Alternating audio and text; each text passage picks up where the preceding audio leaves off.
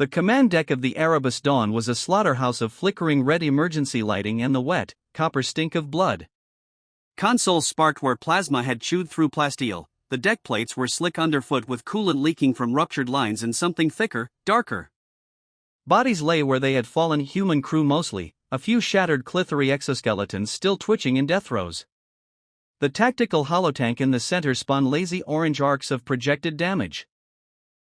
Hull integrity at 19%, main fusion core offline, life support limping on emergency reserves. Somewhere deep in the ship a bulkhead groaned like a dying animal.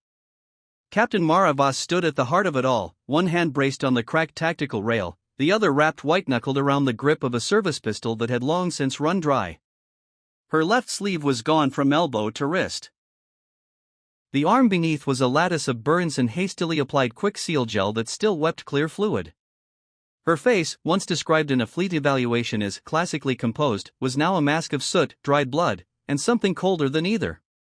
Across from her, pinned against the forward viewport by two of her own security team, stood the Klythari overprime named Vraxis Thalketh. 8 feet of segmented chitin and razor-edged limbs, yet currently held immobile by sheer human stubbornness and the threat of a vibroknife pressed to the soft joint beneath his primary mandible. His secondary eyes, 4 smaller black orbs nested beneath the primary cluster, darted in frantic calculation. The translator nodule at his throat pulsed erratically. "You are insane," Vraxis said. The words came out wet and metallic through the damaged vocoder. "Your strategy makes no sense. None. You sacrificed your entire portside gunnery deck to lure my boarding pods into a kill box you had already mined with scuttled reactor cores. You vented 3 entire habitat rings to vacuum rather than let my warriors take them. You detonated your own auxiliary magazines when my second wave breached the spine corridor. You are killing your own ship faster than we ever could." Mara's laugh was short, hoarse, almost a cough. "Funny thing about strategy," she said. "It only has to make sense to the person who's still breathing at the end of it." Vraxis tilted his head, slow, deliberate, the Klythari gesture for incredulity. "You have lost 87% of your complement. Your engines are cold. Your weapons are silent. In 90 minutes your emergency power fails and every oxygen breather aboard dies. You have bought time. Nothing more." "Time for what?" Mara didn't answer immediately. Instead she glanced sideways at the security chief. Lieutenant Reall, whose vibroknife still trembled against Vraxis's throat plating. Rao's eyes were glassy with pain and exhaustion, but the blade didn't waver. "Tell him," Mara said quietly. Reall swallowed once. "We're not waiting for rescue, overprime. We're waiting for the right moment." Vraxis's primary eyes narrowed. "There is no rescue coming. Your distress beacon was silenced in the first wave. Your hyperwave array is slag. You are alone." Mara finally met his gaze. Something in her expression made the towering alien flinch, subtly, almost imperceptibly, but Mara saw it. "That's the point," she said. She stepped forward, slow, limping, every movement costing her, and stopped just outside the reach of Vraxis's pin limbs. Up close the smell of him was overwhelming, hot metal, bitter pheromones, the faint ozone crackle of damaged biocircuits. "You've studied us for decades," she continued. "You know our history. You know how we fight when the odds are terminal. You've read the after-action reports from Kestrel Drift, from the Siege of Callisto, from the Black Veil campaign. You've seen the numbers. You've seen how many times we should have died and didn't. And every single time, your analysts conclude the same thing: human strategy is irrational. Self-destructive. Illogical." She leaned in until her face was inches from his primary cluster. "Here is the part your analysts never quite grasp," she whispered. "We are not trying to win according to your rules. We are trying to survive long enough to make winning irrelevant." Vraxis's translator stuttered. "You cannot." "I already have." She straightened. Looked past him to the viewport.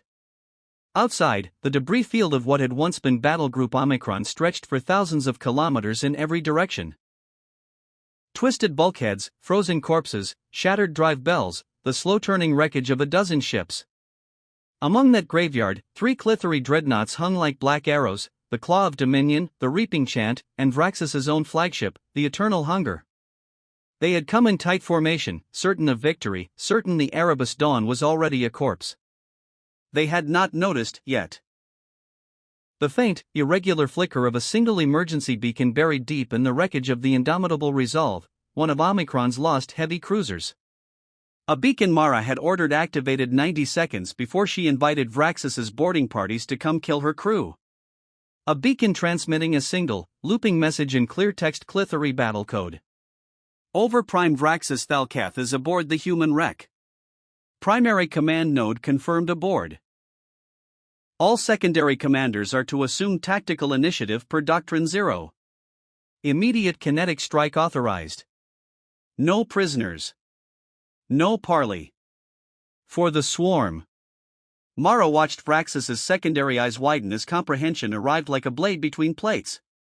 "You forged my command sigil," he said. The words came out almost reverent with horror. "Copied it," Mara corrected. "From the first boarding pod that breached the CIC. Your adjutant was kind enough to die still clutching his cipher slate. We had 17 minutes before your ships noticed the silence on internal channels.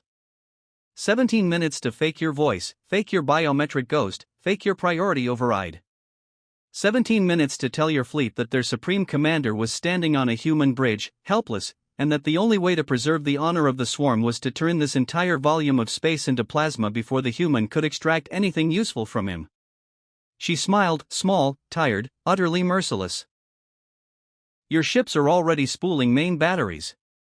You can feel it, can't you? The subtle harmonic shift in the deck plates when capital weapons charge. They're targeting us. They're targeting you. And they will fire in." She glanced at the tactical chronometer. 43 seconds. Vraxus lunged. Reall drove the vibroknife home, through the soft joint, into the neural ganglion beneath. The overprime convulsed once, a full-body spasm that rattled the security team holding him. Then he sagged. Mara didn't look away. She watched the viewport as the first brilliant lance of antiproton fire leaped from the Claw of Dominion. It crossed the distance in less time than it took to blink. The Erebus Dawn shuddered as the beam grazed the dorsal armor belt, vaporizing 300 tons of hull in a heartbeat. Secondary explosions chased along the portside spine like a string of firecrackers. Alarms howled, new alarms, fresh panic. Mara keyed the ship-wide circuit with blood-slick fingers. "All hands," she said. Voice calm. Almost gentle. "This is the captain. We have approximately 30 seconds until the Klythari finish what they started. Anyone still able to move, get to escape pods or armored lockers. Anyone who can't, thank you. For everything. It was an honor." She cut the circuit. Silence returned, broken only by the rising whine of incoming fire and the crackle of dying systems. Mara turned to Reall. The lieutenant was crying quiet, steady tears cutting tracks through the grime on his face. "You knew," he said. "Not a question." "From the moment we lost the port batteries," Mara answered. "The math didn't lie. We weren't getting out. So I changed the equation. If we couldn't survive, at least we could take the head of the snake with us. And maybe, just maybe, give the rest of Omicron's survivors a window when the Klythari fleet tears itself apart fighting over who gets to claim the kill." Reall looked at the viewport. Another beam slashed past, close enough to make the hull ring like a struck bell. "You turned their discipline against them," he whispered. "I turned their certainty against them," Mara corrected. "They never doubted their overprime. Never questioned a priority command.